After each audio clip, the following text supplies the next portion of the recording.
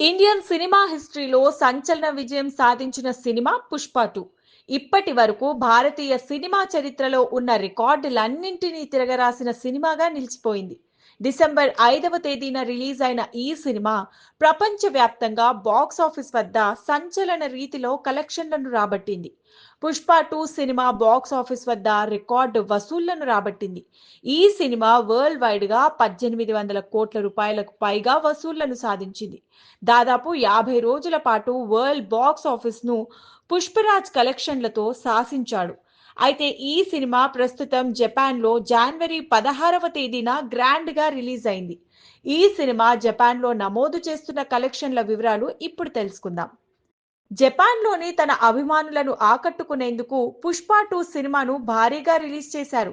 ఈ సినిమాను ప్రేక్షకుల వద్దకు చేర్చేందుకు స్వయంగా అల్లు అర్జున్ జపాన్‌లో ప్రమోషన్స్ భారీగానే చేశారు. ఈ సినిమా ప్రమోషన్స్‌లో భాగంగా ఫ్యామిలీతో కలిసి ఆ దేశంలో పర్యటించిన సంగతి తెలిసిందే. జపాన్ దేశంలో ఒక రోజు ముందే ప్రీమియర్లు ప్రదర్శించగా భారీ స్పందన కనిపించింది.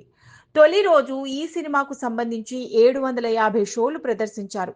ఈ సినిమాను సుమారు 4,000 మంది తొలి రోజున చూశారు.